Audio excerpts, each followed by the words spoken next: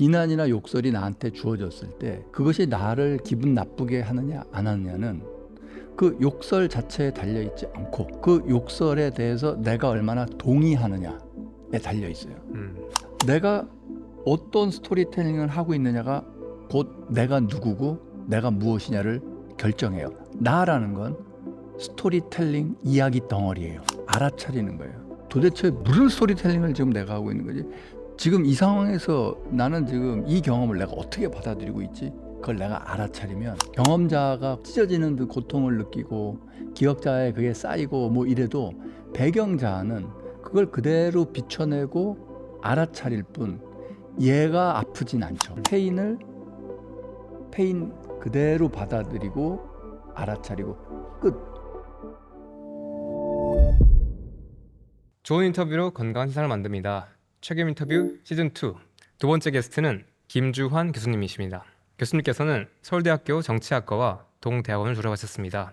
그리고 미국 펜실베니아 대학교에서 커뮤니케이션학 석사와 박사를 수료하시고 보스턴 대학교에서 커뮤니케이션학과 교수를 역임하셨습니다. 그러다가 우연한 계기로 다시 한국에 돌아오셔서 연세대학교에서 몸과 마음, 삶의 건강을 강의하고 계십니다. 그리고 최근에 내면소통이라고 하는 또 좋은 책을 쓰셨고 유튜브 채널 김주환의 내면소통에서 다양한 분들에게 몸과 마음의 건강에 대해서 전하고 계십니다. 이 영상 보시고 나면 우리의 몸과 마음 그리고 세상을 새로운 차원에서 볼 수 있을 거라고 자신합니다. 교수님 와주셔서 고맙습니다. 불러주셔서 감사합니다. 작년 2월에 내면소통을 출간하셨고 저희가 작년에 5월에 또 뵀었죠. 네, 그리고 또 지난 1년이 지났습니다. 어떻게 지내셨나요? 잘 지냈습니다. 내면소통 책을 많은 분들이 사랑해 주시고 그러니까 그걸 사랑이라고 표현할 수밖에 없어요. 왜냐하면 얘기해 보면 분명히 안 읽으셨거든요. 그래도 좋다고 하니까. 네. 네. 읽고 좋다고 하면은 그냥 내용이 좋은가 보다 한데 안 읽고도 좋다고 하시니까 이거는 그 무조건적인 아니 무작정 사랑? 언컨디셔널 러브네요. 그냥 무작정 좋다 하시는 거잖아요. 그래서 너무 감사하고요. 그리고 이제 내면소통 그 유튜브 채널을 통해서 많은 분들과 주고받고 질문에 대한 답변도 하고 또 거기에 대해서 또 들어오면 또 답변하고 이런 과정을 통해서 저도 많은 걸 느끼고 배우고 그러고 있습니다. 그리고 어린이를 위한 자녀를 위한 내용을 좀 해달라고 지속적인 요청이 있어서 지금은 아예 어린애 만 3세 전후부터 5살 그러니까 어린이집 다니는 애들의 마음 근력을 향상시키는 그 프로그램 개발에 집중하고 있고요.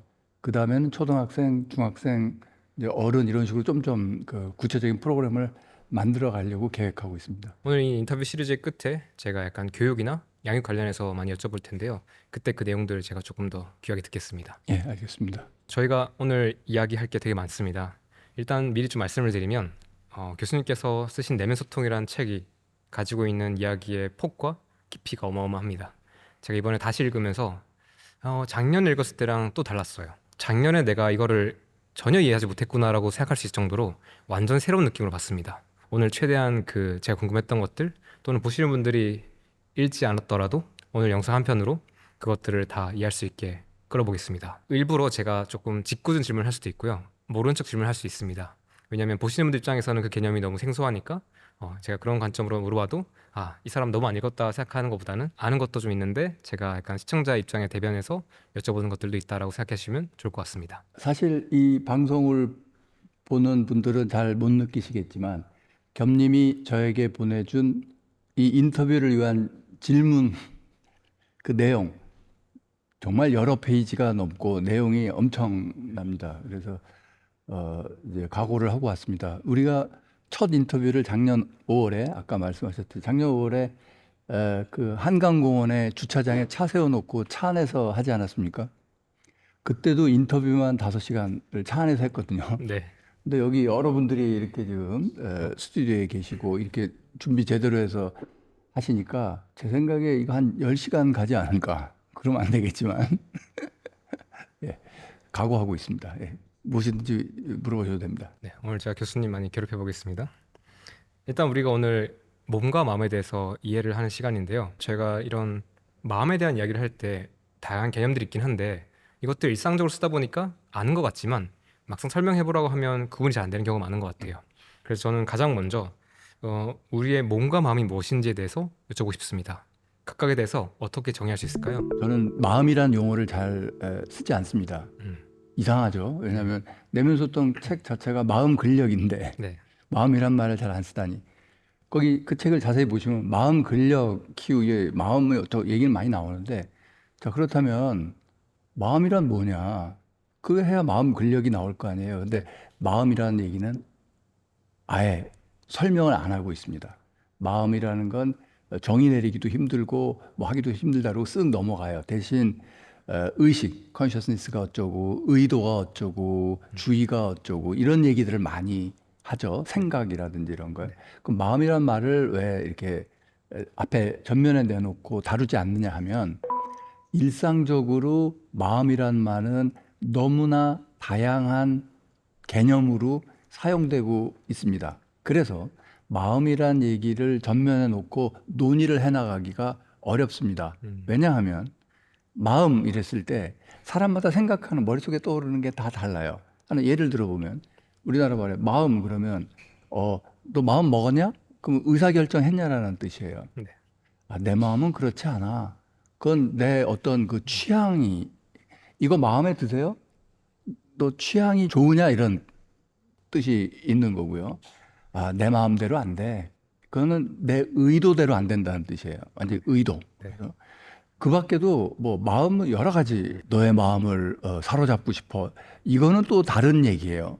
우리가 몸과 마음 이렇게 얘기할 때 마음은 또 다른 차원입니다. 의도도 아니고 그건 그 선호하는 거 취향도 아니고 의사결정 얘기도 아니고 어떤 정신이란 뜻이에요. 정신. 네. 네, 그래서 그 사실은 몸과 마음 그럴 때 마음은 몸과 정신, 몸에 반대되는 개념으로 이렇게 하지만 보통 우리 몸과 마음 이렇게 얘기를 하죠.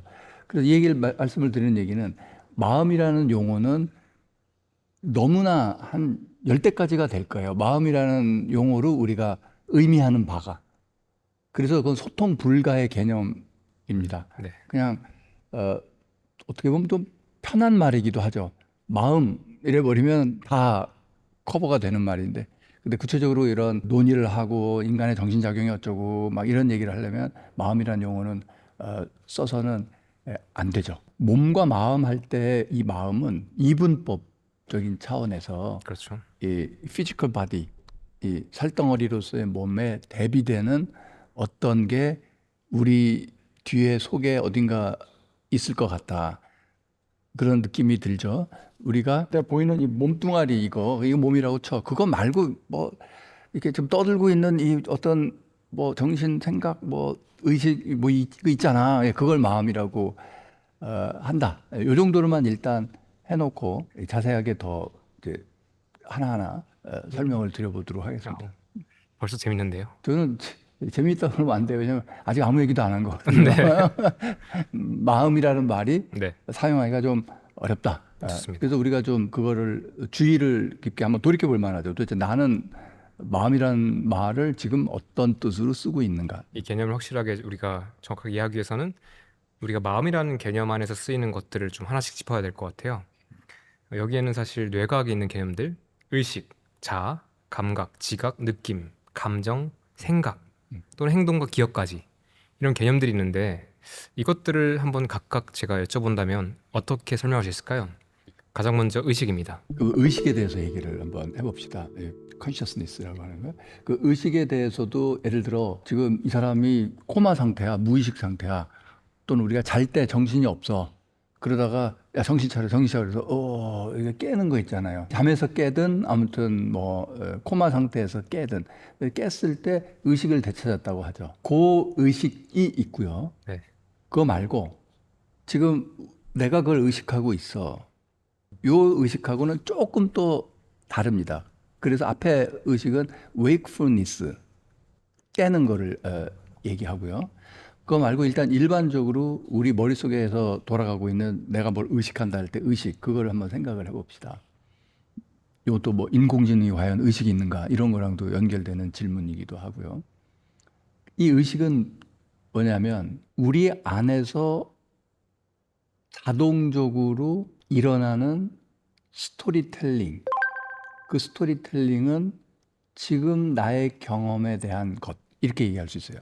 자, 다시 돌려서 얘기하면 내가 이거를 잡고 이렇게 마신다고 했을 때 명시적으로 나는 이 커피 잔을 들어서 마시고 있어 라고 내가 명시적으로 얘기는 하지 않아도 머릿속에 나는 커피 잔을 들고 나는 마신다. 이 의식이 컨트롤하는 거죠. 한 모금 마셨으니까 자 이걸 난 여기다 내려놓는다. 내려놓는데 바닥이 이렇게 돼 있으니까 여기다 놓고 여기다 놓으면 되겠다라고 이거 하는 거죠. 다시 말해서 의식은 뭐냐면 시시각각 벌어지고 있는 나의 경험에 대한 의미 부여.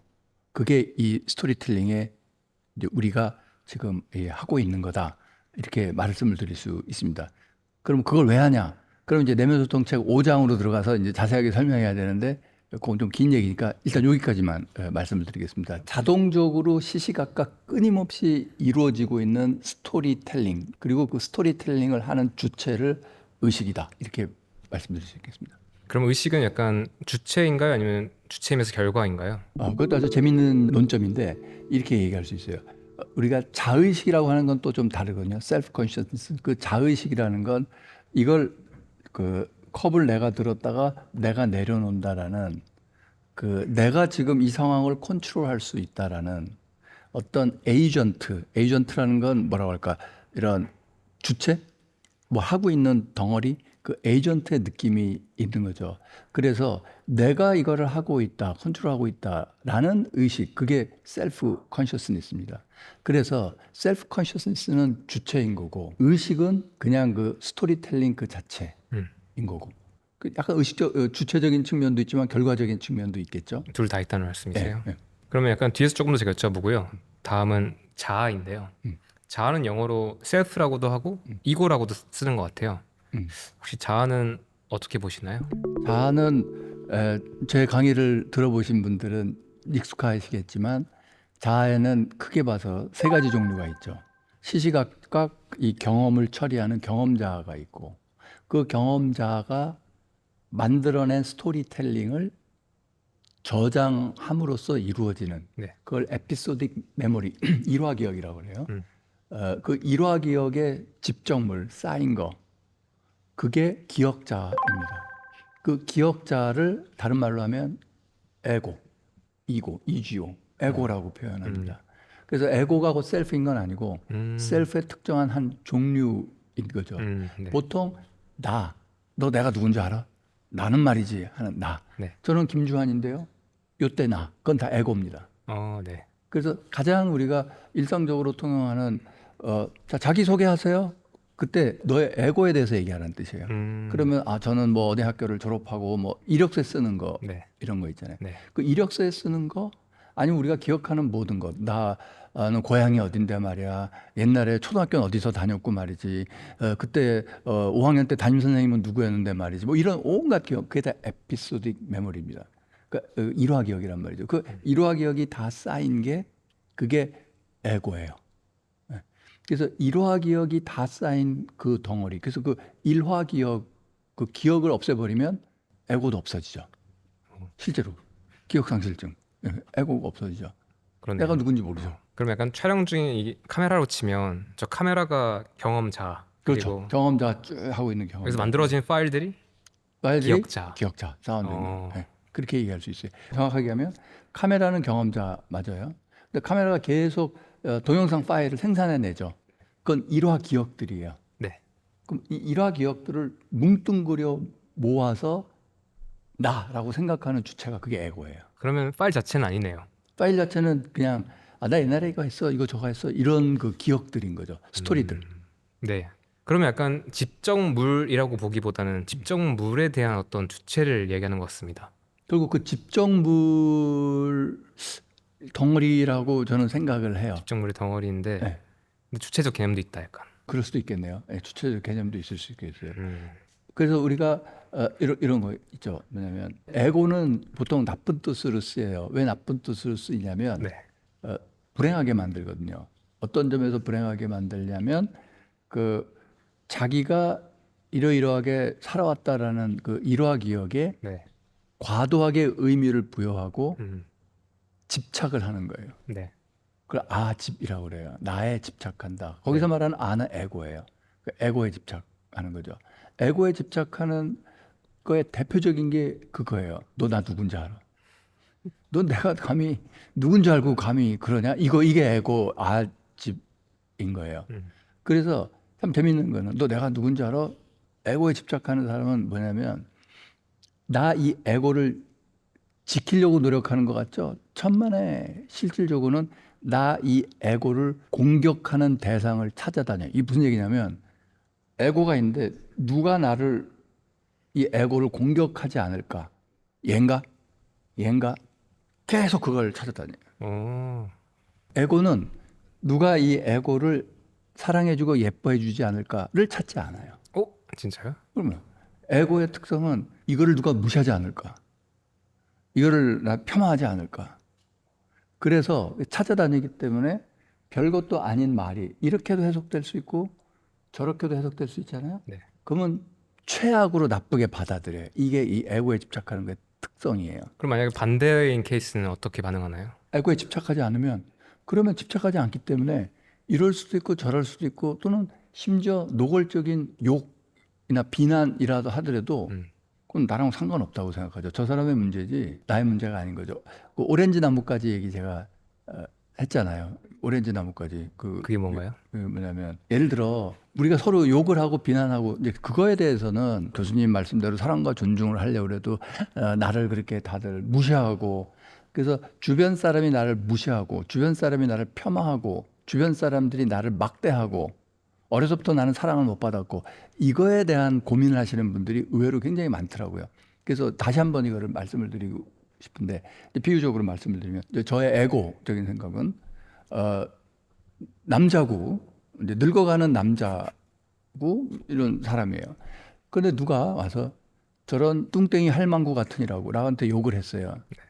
그러면은 제가 생각하기에 나는 좀 삐쩍 마른 할아버지면 할아버지지 뚱땡이 할망구는 아니라 네. 말이에요.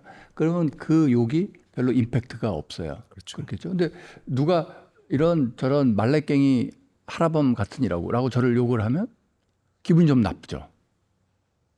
왜냐하면 그건 좀 맞는 얘기 같잖아요. 말라깽이 나 좀 말랐는데 할아범 난 남자니까 더 가깝잖아요. 네. 그러니까 더 그럴듯하단 말이에요. 그 욕이. 그래서 저를 기분 나쁘게 하는 건 굳이 기분 나쁘게 이제 찾다면 뚱땡이 할망구라는 욕보다는 말라깽이 할아버지라는 욕이 더 저를 기분 나쁘게 하겠죠. 이건 누구나 다 마찬가지예요. 그 얘기는 뭐냐면 어떤 비난이나 욕설이 나한테 주어졌을 때 그것이 나를 기분 나쁘게 하느냐 안 하느냐는 그 욕설 자체에 달려있지 않고 그 욕설에 대해서 내가 얼마나 동의하느냐에 달려있어요. 나 말레깽이 할아버지 맞아 라고 동의할수록 기분이 나쁜 거예요. 그래서 제가 겸님한테 아주 심한 요구를 하나 해볼게요. 이런 오렌지 나무까지 같으니라고. 그럼 기분이 어떠세요? 일단 오렌지 나무까지를 본 적이 있나요? 없습니다. 없죠. 보기 힘들거든요. 근데 오렌지 나무까지 나 본 적도 없어. 근데 오렌지 나무까지 같다고 나한테 욕을 하는 것 같아. 그럼 동의가 돼요? 안 되죠. 안 되죠. 왜냐면 오렌지 나무까지가 뭔지도 모르잖아요. 네. 그건 나랑 전혀 상관이 없잖아요. 저 사람 이상하네 이런 거지. 오렌지 나무까지가 뭐지? 저 사람이 왜 그런 얘기를 할까? 이런 거지. 그거에 대해서 마음의 상처를 입고 와, 저 사람이 나를 오렌지 나무까지라고. 와, 김주환 교수가 나를 오렌지 나무까지라고 욕을 했어. 아, 속상해.가 안 되죠. 그렇죠. 왜 안 되냐면 동의가 안 되니까. 다시 이 에고로 돌아오면 내 에고가 이렇다고 생각하는데 그 에고에 대한 어떠한 언급이나 누가 날 대하는 걸 조금이라도 가까운 거면 그냥 그거라고 생각해서 화를 내게 되죠. 이 질문에 너무 답변을 길게 하는 것 같은데 이게 아주 재밌는 그 사례를 하나 말씀을 드리자면 팀 페리스라고 유튜브에 잘 나오는 유명한 사람이 있어요. 나는 4시간만 일한다. 네. 그 사람이 제가 아주 존경하는 가보르 마테 박사님, 정신과 의사죠. 세계적으로 유명한 정신과 의사고 트라우마 쪽에서 유명하시죠. 네, 트라우마도 했고 중독도 했고 ADD 그것도 했고 뭐 많이 하신 그 가보르 마테 박사 이런 인터뷰했어요. 네. 제가 가보러 마태 박사면 여기 이제 팀 페리스가 앉아 있는 거예요. 그래서 물어봐요. 아니 요즘 그 가장 화가 났던 적이 뭐가 있냐? 가보로 마테 박사한테. 아니 박사가 아. 물어보는 거예요. 내가 이제 상담을 해줄게. 이게 화낼 일이 아니야. 이런 얘기를 하면서 그때 팀 페리스가 무슨 얘기를 하냐면 인테리어 하는 집 고치는 친구한테 우리 집을 좀 수리해 달라고 그러고 여행을 다녀왔다. 그래서 이제 집을 좀 이렇게 어디가 뭐 지붕이 샜든지 아무튼 뭐 수리를 해야 되는데 집 수리하려면 집을 비워줘야 되잖아요. 그래서 마침 뭐 친한 친구의 인테리어 업자가 있어서 걔한테 야 이거 너 나 가 있을 동안 집 좀 수리해 놔라. 이러고 한동안 여행을 갔다가 돌아온 거예요. 네. 근데 어떤 일이 벌어졌냐면 아무 연락도 없었고 찾아오지도 않았고 음. 집 수리 하나도 안 돼 있는 거예요. 네. 그래서 너무나 화가 났던 거예요. 음. 자, 이 상황에서 이게 과연 화를 낼 일인지 그걸 우리가 생각을 해보는 거죠. 왜냐하면 좋은데요? 그럼 우리가 생각할 때 당연히 화가 나죠. 약속 안 지켰잖아요, 친구가. 네. 그러면 그리고 자기가 못할 상황이면 전화라도 하고 연락을 했어요. 연락도 없이 집 비워주고 여행 갔다 왔는데 이거 안 그럼 화가 났단 말이에요. 그래서 가브로마테 박사가 얘기를 하는 거예요. 자, 그러면 그 사건이 있을 때 왜 화가 났나? 즉, 네 경험 갔다 왔는데 아무런 진척이 없다. 공사를 안 했다. 이 경험에 대해서 너는 어떤 스토리텔링, 내면 소통을 하고 있는지 우리 한번 해보자 하면서 물어보는 거예요. 만약에 말이에요. 그 친구가 너 여행 간 동안에 심장마비로 죽었다. 그래도 너 화날래. 그 가능성은 없냐 있냐? 있잖아요. 네. 연락도 없지. 아니면 여기 네 집에 인테리어 하러 오다가 교통사고로 그 자리에서 즉사했다. 가능성 있잖아요. 아니면 갑자기 너무나 급한 일이 생기고 예를 들면 가족 중에 누가 아프거나 정말 사고를 당했거나 누가 죽었거나 가족 중에 자기 자식이나 그 인테리어가 문제겠어요? 어쩔 수도 있고 아니면 뭐 납치당했을 수도 있고 아니면 뭐 어디 사고가 났는데 전화기 잃어버리고 뭐 연락 못 할 수도 있고 그걸 리스트업을 해보는 거예요. 친한 친구가 연락도 없이 집 고치러 약속을 했는데 약속도 안 지키고 연락도 없었던 그 온갖 가능성 쫙 리스트를 하는 거예요. 쫙 리스트 하는데 그 중에 하나가 뭐냐면 이게 있는 거죠. 이 친구가 네 말을 무시한 거야. 팀 페리스 너를 굉장히 우습게 보고 그냥 룰루랄라 놀면서 그냥 안 온 거야. 너를 우습게 본 거지, 무시한 거야. 그 가능성도 있잖아요. 네. 널 그냥 우습게 본 거, 아니면 피치 못할 사정, 사고 난 거, 질병, 아픈 거, 죽은 거, 친구나 친척이 죽은 거, 뭐 한 거, 쫙 여러 가지. 자, 이 중에 너를 가장 화나게 하는, 너의 에고를 가장 강력하게 헐트하는, 가장 상하게 하는 그 스토리는 뭐냐? 맨 끝에 거죠. 그 친구가 나를 무시해서 약속을 안 지킨 거야. 네. 근데 너는 이 수많은 가능성 중에 왜 하필이면 그 가능성을 딱 픽업해서 제가 날 무시했어라고 생각하고 그랬기 때문에 기분이 나쁜 거냐? 이걸 물어보는 거예요. 그러니까 우리는 다 그러고 살아요. 어떤 사람이 어떤 행동을 했을 때, 어떤 사람이 어떤 말을 했을 때 수없이 많은 가능성이 있는 거예요. 네.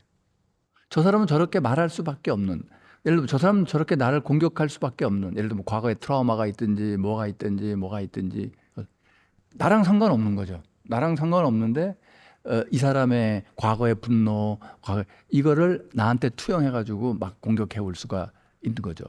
그러면 그건 나의 문제가 아니라 그 사람의 문제인 거죠. 예를 들어 정말 갑자기 질병이나 사고 때문에 못 왔다면 나의 문제가 아니죠. 나를 무시한 게 아니죠. 그 사람한테 큰 문제가 있기 때문에 약속을 못 지킨 거죠. 그럼에도 불구하고 우리는 대부분의 경우 이런 상황에서 내가 무시당했다 이런 그러네요. 최악의 스토리텔링을 뽑아내가지고 그걸 확 믿어버려요. 그리고 그 친구를 미워하기 시작해요. 그게 인간관계 갈등이 일어나는 거예요. 대부분이에요. 그래서 아까 제가 하는 말씀이 뭐냐면 아집에 에고에 집착하는 사람은 찾아다닌다는 거예요. 요 행동이 나 무시하는 거 아니냐, 저 행동이 나 블레임하는 거 아니냐. 많은 분들이 제 유튜브에 댓글 남기거나 뭐 하신 분들 중에 부모님에 대한 불만을 얘기하는 분 많아요. 나는 어려서 사랑도 못 받고 우리 부모님이 날 이렇게 키웠고 그러면 그 부모님의 상황을 한번 생각해 보세요. 애를 낳는데 오죽하면 애한테 따뜻한 사랑을 못 해줄 정도로 삶이 팍팍했을까? 그 부모님은 어떤 교육을 받으셨을까? 도대체 얼마나 힘들었으면, 음. 만약에 내 부모님이 정말 편안한 환경에서 자라나고 정말 아무 인생에 문제도 없고 정말 뭐 경제적으로나 뭐나 다 편안한데 그런데도 나를 그렇게 사랑을 안 하고 했을까? 그럴 가능성은 진짜 이상하죠. 만약 그랬다면 그분은 멘탈이 이상하신, 그럼 또 그걸 이해하면 되죠. 아, 우리 부모님 멘탈이 이상했구나, 뭐 이렇게. 네, 맞아요. 또 그분의 문제인 거죠. 네, 이 이유가 없을 수가 없어요. 그렇죠. 근데 마치 그냥 나는 자식이니까 음, 응당 받아야 된다. 사랑을 받아야 될 권리가 있는 거고 부모는 나를 잘 키울 의무가 있는 거, 그런 거 없어요. 그러니까 최악의 조건, 마치 내 부모님은, 우리 어머님은, 우리 아버님은 나를 잘 키울 수 있었음에도 불구하고 나에게 못했다, 뭐 이런 식으로 생각을 하는 거예요. 그건 제가 자신 있게 얘기할 수 있어요. 그 아까 이 팀 페리스 얘기처럼 최악의 가능성, 물론 그런 가능성이 제로는 아니에요. 하지만 가장 내가 속상할 만한 가능성, 스토리텔링을 뽑아가지고 나한테 적용하는 거죠. 그래서 그런 게 다 지금 이 에고고, 나에 집착하는 거고, 아집이고, 그렇게 말씀을 드릴 수 있습니다. 그럼 우리가 일상에서 겪는 많은 불행감이나 아니면 관계의 어떤 문제들 이런 것들이 어떤 근원에 이런 기억자가 있을 수 있겠네요. 기억자가 있을 수 있고 최악의 가능성을 뽑아서 그럴 것이다. 얘가 연락도 없이 약속을 안 지켰어? 나를 무시하는 것임에 틀림없어. 뭐 이렇게 생각해 버리는 거죠. 그거는 하나의 가능성에 불과하고 아닌 것도 많아요. 그래서 그게 마음의 습관인 거죠. 최악의 가능성. 그러니까 우리는 다 마음의 상처를 입을 준비를 하고 마치 내 마음 때려 이러고 다니는 거야. 허트 당하기 위해서 노력하는 사람 같아요. 꼭. 예, 그러지 않기를 바라요. 더 이상 마음의 상처를 찾아다니지 마세요. 근데 왜 그렇게 그런 경향성 또는 그런 게 만들어졌을까요? 그게 스토리텔링의 습관인 거죠. 습관. 어떤 습관이냐면 대표적이고 이제 그걸 저는 대중적인 집단적인 세뇌라고 보는데, 영화나 드라마 같은 데서는 인간관계 갈등을 계속 소재로 하죠. 그래서 누가 날 미워하고 뭐하고 이런 최악의 갈등의 스토리텔링을 어려서부터 맨날 보는 거예요. 네. 그냥 그럴 수도 있어. 이러면 그 드라마의 시청률이 안 나오잖아요. 영화가 재미가 없어진단 말이에요. 그래서 나쁜 의도를 가진 사람이 막 서로 막 이렇게 그런 거 쫙 맨날 그런 걸 보고 하니까 그게 이제 내면화돼 있는 거죠. 그래서 그런 스토리텔링, 그걸 드라마타이즈라고 하는데, 자신의 드라마를 만들면 드라마타이즈, 자신의 삶을 드라마타이즈 하는 거예요. 자신을 자꾸 뭐 그 연속극의 한 복판에 갖다 놓고 나는 이렇게 주변에 이런 인간들 때문에 나는 이렇게 비참해지고 있어. 뭐 이걸 계속 드라마타이즈 하는 거죠. 그래서 좀 연속극 좀 그만 보면 돼요. 그런 분들은. 교수님 전 분야가 또 커뮤니케이션 학이잖아요. 그러면 약간 매스미디어 같은 것들이 사람들한테 줄 수 있는 부정적 영향 중에 하나가 이런 게 있을 수 있겠네요. 이런 관계에서 일어나는 일들에 대한 어떤 우리가 학습하는 게 사실 실제 경험보다 사실 어렸을 때부터 보는 어떤 드라마나 영화 같은 작품들인데 거기서는 사실 어쩔 수 없이 이런 극화를 해야 되니까. 제가 그걸 좀 더 아주 자세하게 말씀을 드릴게요. 네. 자, 이거 굉장히 중요한 포인트입니다. 우리가 어떤 착각을 하고 살고 있냐면, 자, 나는 셀프가 여기 있어. 근데 내가 드라마를 보고 영화를 봤어. 그럼 저기 스토리텔링이 있으니까 저 생각대로 좀 나한테 요만큼 영향을 주겠지. 나라는 실체 덩어리는 이렇게 있는데 드라마나 영화가 자꾸 이렇게 영향을 미쳐가 아니에요. 그걸 얘기하는 게 아니에요. 네. 그걸 얘기하는 게 아니라, 나라는 게 셀프가 뭐냐면 스토리텔링 덩어리예요. 다시 얘기합니다. 에고는 뭐예요?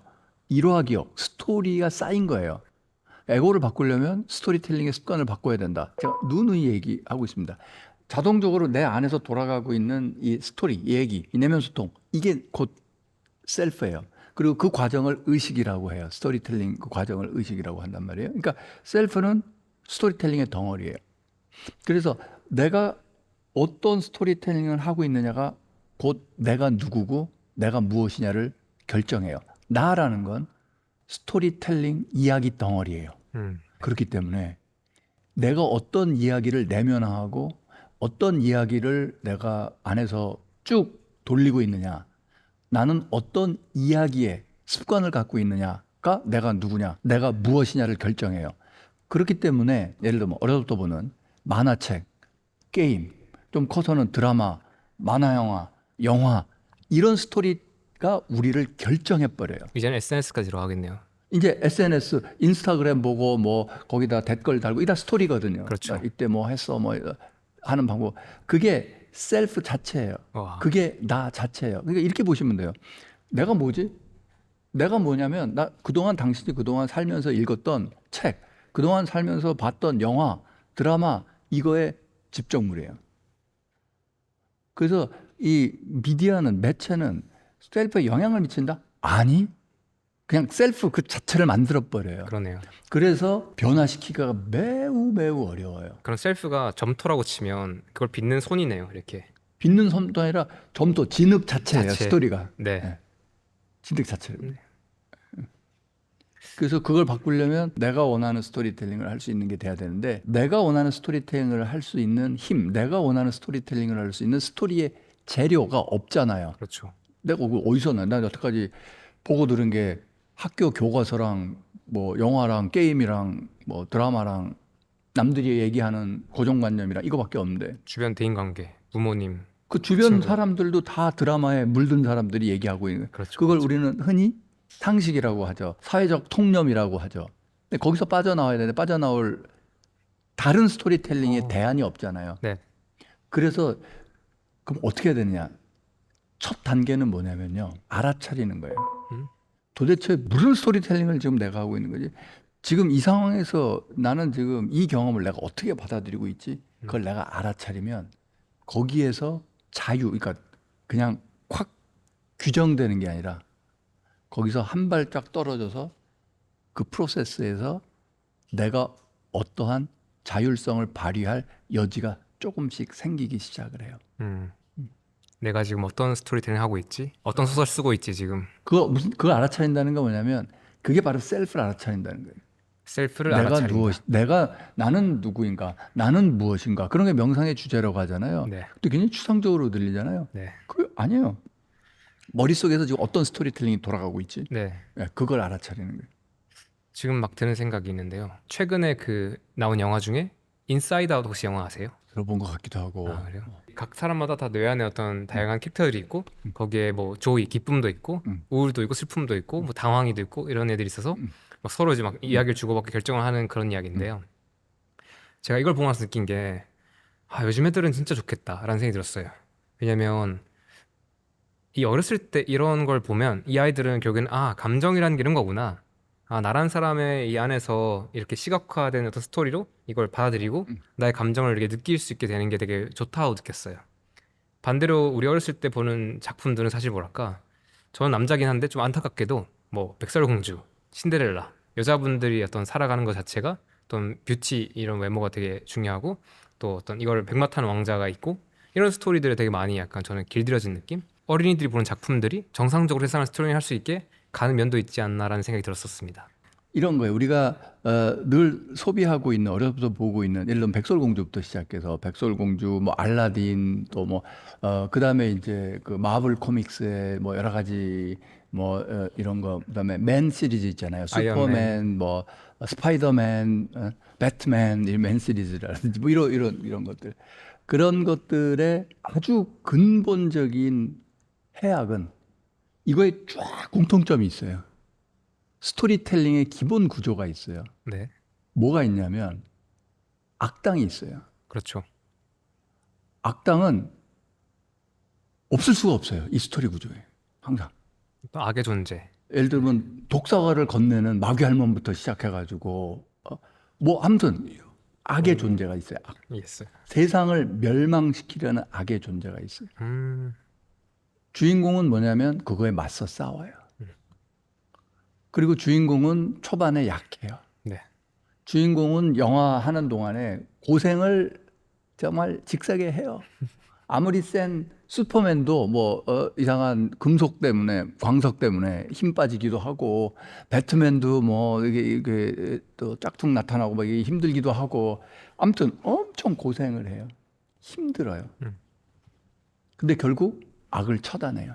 이 스토리로 돼 있어요. 그런데 우리가 그런 영화를 볼 때 무의식적으로 어떤 걸 하냐면 주인공의 나를 투영해요. 그렇죠. 주인공 관점에서 공감을 하면서 내가 주인공이 돼서 그거를 봐요. 그러면 나는 뭐냐면은 악과 싸우는 사람이에요. 네. 그리고 나는 뭐 하는 사람이냐면 고생하는 사람이에요. 저 악이 나를 엄청 괴롭히지만 근데 그걸 보면서 사람들이 카타르시스를 느끼고 기분 좋고 신나는 거는 결국은 내가 분노의 일격을 하든 아니면 뭘 어떻게 하든 아니면 사랑의 힘으로든 내가 일어나 가지고 그 악을 처단하고 끝 이렇게 나요.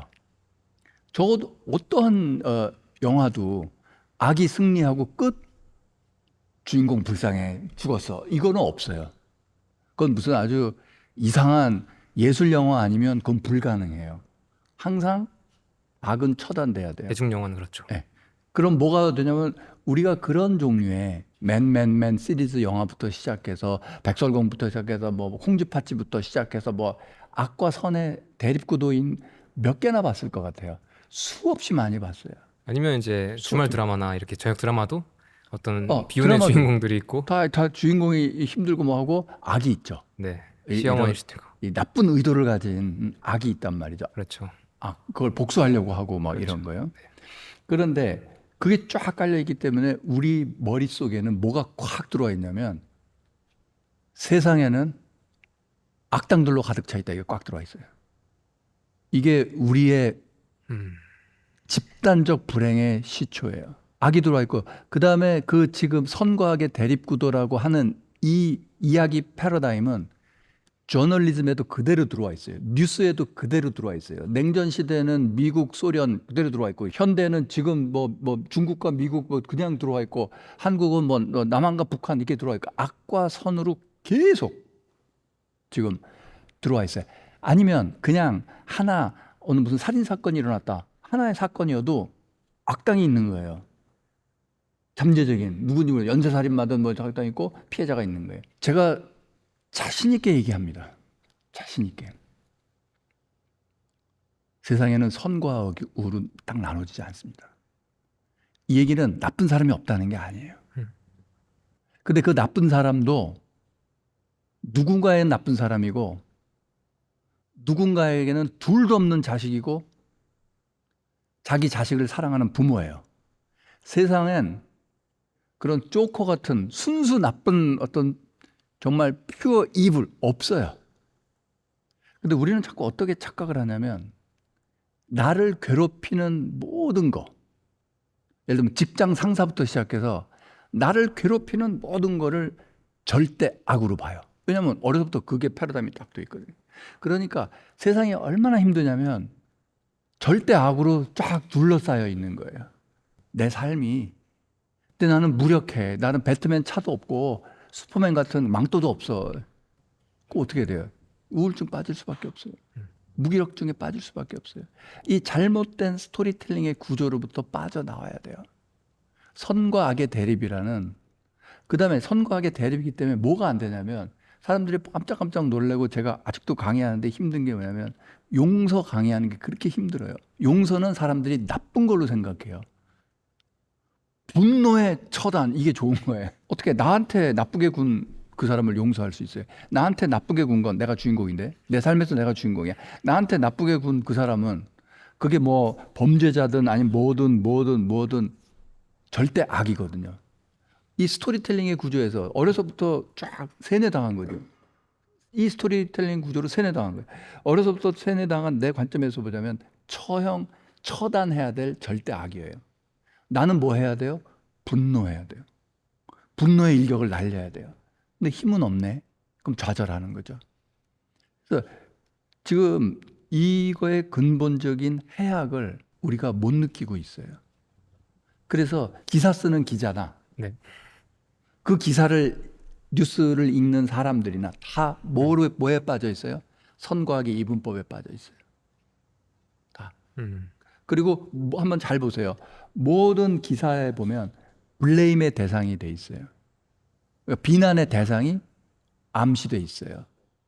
예를 들어 어디 홍수가 났다. 그러면 폭우가 생겨서 어쩔 수 없이 사람이 죽었다. 이런 기사는 없어요. 거의. 모든 재난을 다 인재로 해석을 해요. 역시 인재였다.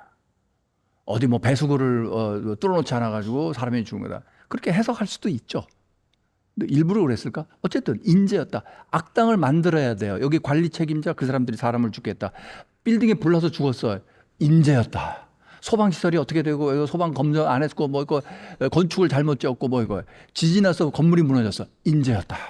지진 진단 검사를 안 받았고 어쩌고 모든 거에 다 누군가를 비난해야 된다는 걸 기사들은 알려주고 있어요. 기자들은 그렇게 글을 쓰도록 기사를 쓰도록 훈련 받아 있어요. 악당을 만들어야 돼요. 우리는 악당을 만들어야 돼요. 그게 팍팍한 삶이에요. 누군가를 증오하고 미워해야 되는 삶이에요. 그럼 악당으로 가득 찬 세상 어떤 세상이에요? 그게 지옥이에요. 왜? 그래서 우리들은 왜 이렇게 사는 게 힘드냐면 우리 머릿속에 스토리텔링이 나 셀프 이 스토리텔링 하는 게 뭐냐면 지옥을 만들어 놓고 사는 거예요. 나는 지금 지옥에 살고 있어요.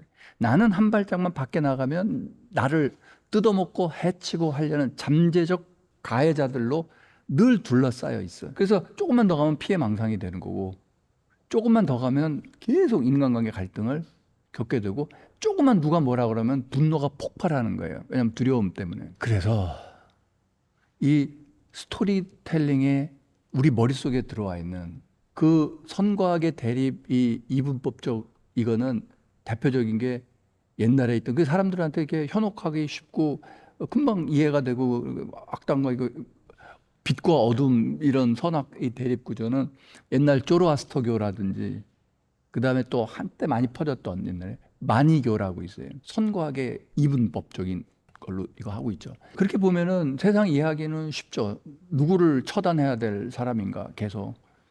그런데 그게 이런 그 우리 일상 개인 사회도 들어와 있기 때문에 우리는 출근할 때 전쟁터 나가는 거예요. 저 악당들로 나쁜 그 악마들로 우글우글한 이 세계에 나가는 거죠. 힘들죠. 힘든 삶을 살고 있죠. 이거를 과연 어떻게 완화시킬 수 있을 것인가?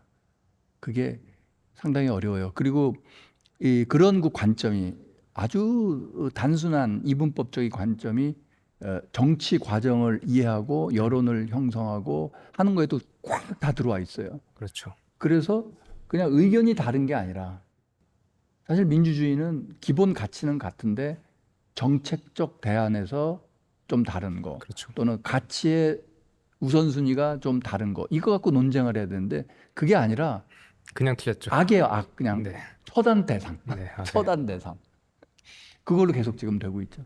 그래서 정말 그게 우리들의 그 이 마음을 피폐하게 하고 힘들게 하는 아주 큰 원인이 된다고 생각을 해요. 교육 현장과 가정에서의 스토리텔링도 보면 예를 들면 우리 어렸을 때 공부 잘하면 선, 공부 못하면 악, 나쁜 아이 그런 식으로 약간 아니면 옛날에 더 심할 때는 서울대 가면 사람, 서울대 못 가면 사람 아니다 이런 가정도 있었을 것이고 그러니까 공부 잘하면 좋은 사람이라는 네, 그 선입견이 있는 거죠. 그렇죠. 예.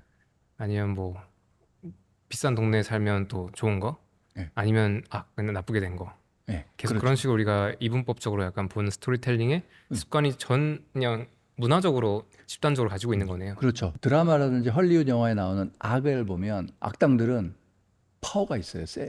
그렇죠. 충분한 세요. 힘이 있죠. 아주 세요. 그리고 대부분의 악당들은 돈도 많아요. 음. 그리고 주인공은 연약해요. 약해요. 계속 당하다가 막판에 한번 뒤집어 엎긴 하는데 그 구조가 한번 어떤 스토리텔링에 이 할리우드 영화라든지 악당이랑 싸우는데 처음부터 주인공이 너무 세. 그래서 악당이 나타나. 띡띡 악당 그냥 가볍게 이렇게 제압해버려. 그 영화가 되겠어요? 재미가 없잖아요. 그렇기 때문에 이 주인공은 엄청 고생을 해야 돼요. 그래서 그게 투영돼 있기 때문에 악은 강하다가 투영되어 있는데 그러다 보면 일상생활에서 우리는 뭘 느끼냐면 강한 자는 악하다가 돼버려요. 너 강해? 오. 그럼 나빠. 사회 최상류층 나빠. 돈이 엄청 많아. 굉장히 비도덕할 거야. 그게 쫙 깔려 있어요. 이런 생각은 처음 해봤는데요. 드라마나 이런 데 보면 최상류층 부자가 어떻게 그려져 있나 보세요. 굉장히 도덕적으로 그려져 있나요? 아니죠. 드라마 같은 데 보면 뭐 최고 재벌 뭐 이런 게 많이 재벌 드라마 많이 나오잖아요.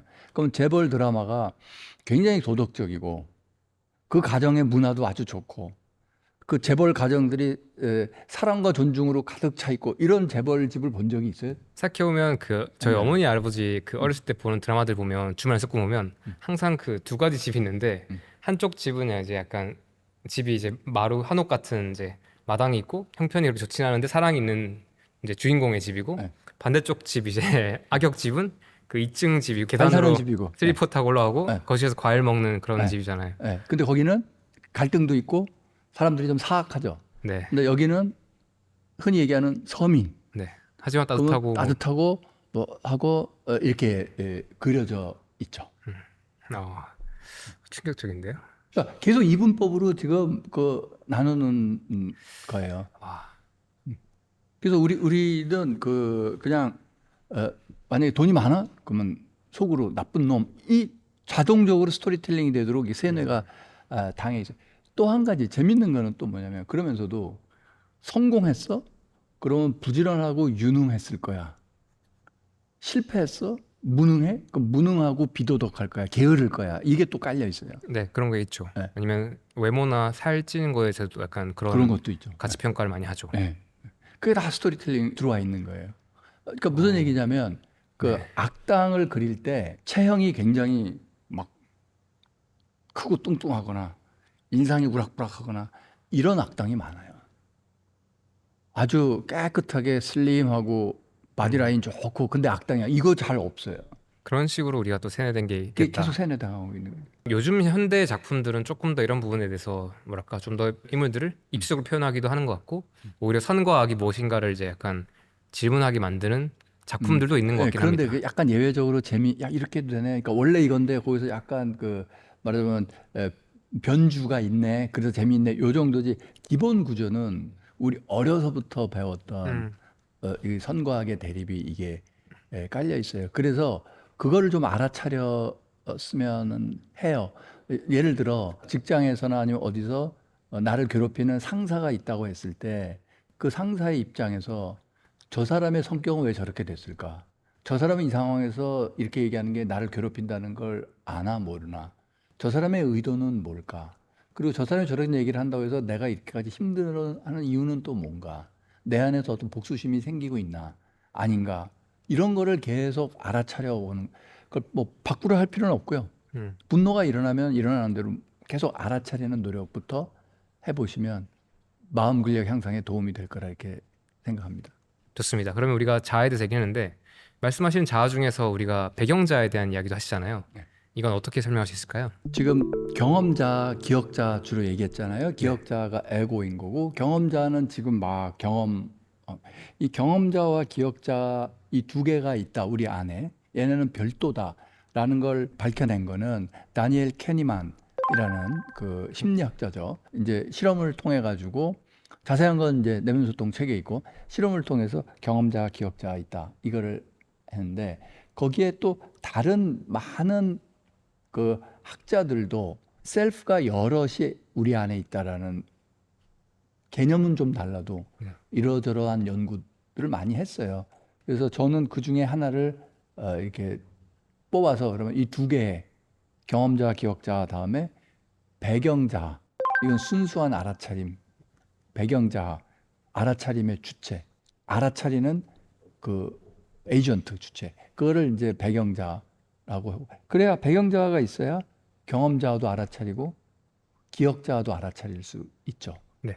그래서 이 세 가지가 셀프의 세 종류다. 세 가지 종류다. 우리 안에는 이 세 가지 종류의 셀프가 늘 돌아가고 있다.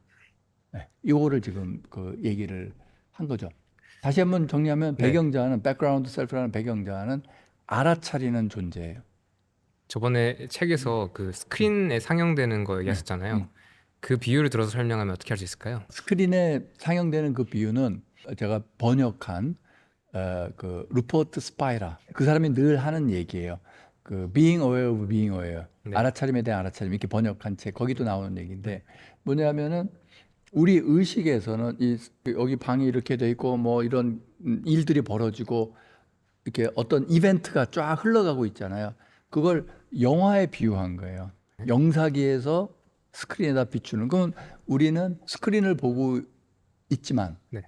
스크린을 보는 게 아니라 그 스크린에 비춰진 이미지를 보고 있는 거죠. 어떤 영화의 장면이라 이런 거. 그렇죠. 그러면은 이미지 그 자체는 우리의 경험인 거고 네. 그 뒤에 늘 있는 그게 배경자 같은 거죠. 그래서 늘 있기 때문에 우리는 이런 얘기를 하는 거예요. 그 명시적으로 알지 않지만 당연히 알아요. 아, 저기 스크린이 있는 거야. 하얀색 스크린이 있고 이거를 보고 있어. 그걸 알죠. 그런데 우리는 또 뭘 아냐면 여기서 막 그 폭탄이 터지고 막 이런 장면이 있다고 쳐봅시다. 또 폭탄이 터지고 막 이래도 배경자가 찢어지거나 그러진 않겠죠. 스크린이 손상이 가진 않잖아요. 그것도 알죠. 네. 그거나 마찬가지라는 거예요. 우리가 이 인생을 살면서 경험자가 찢어지는 그 고통을 느끼고 기억자에 그게 쌓이고 뭐 이래도 배경자는 그걸 그대로 비춰내고 알아차릴 뿐 얘가 아프진 않죠. 그래서 그걸 얘기하려고. 배경자는 고통을 느끼는 존재가 아니에요. 네. 고통을 느낀다 하는 건 그건 경험이기 때문에 그건 경험자가 하는 거고 그럼 배경자는 뭐 하느냐. 아, 지금 내가 고통을 느끼고 있구나. 난 지금 아프구나를 알아차리는 존재. 그 분명히 있어요. 그게 배경자인 거죠. 그럼 아까 스토리텔링 얘기하실 때는 내가 이런 스토리를 쓰고 있구나를 딱 인지할 때 그 그거 배경자. 순간에 배경자란 말씀이시죠. 그거죠. 딱 멈추고 알아차릴 때 그때 하는 그 친구가 배경자다. 네, 그때 하는 그 친구가 아니라 늘 그거 조금만 우리가 그거를 아, 원래는 너무 가까이 있고 늘 있는 거예요. 원래는 계속 그냥 그걸 하고 있는데. 원래는 이 세 가지가 네. 늘 같이 돌아가요. 그렇죠, 그렇죠. 그래서 아, 명상을 하면 그러면 배경자로 돌아가고 기억자와 경험자를 쭉 잠들게 하고 뭐 이런 식으로 오해하시는 분인데 아니에요. 그럴 수가 없어요. 기억자나 경험자는 우리 셀프이기 때문에 없앨 수가 없어요. 그냥 돌아가는 거예요. 다만 지금 우리 이거를 왜 배경자를 강조하냐면 얘가 이거를 명확하게 알아차릴수록 경험자의 경험에 의해서 나의 이 번민, 서퍼링, 이 고난, 힘듦 그게 확 줄어들어요. 페인, 통증은 남지만 서퍼링, 고통은 줄어든다. 근데 많은 경우는 페인 때문에 내가 왜 아프지? 여기 아프면 안 되는데 그 페인을 받아들이지 못하고 싸우거든요. 그럼 페인 플러스 서퍼링까지 생겨요.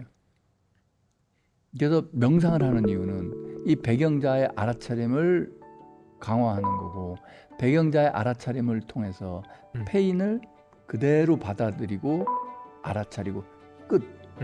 그게 서퍼링으로 넘어오지 않게 인생의 고난으로 넘어오지 않게 내가 거기에 저항하고 못 받아들이고 괴로워하고 그게 사실 더 힘들거든요.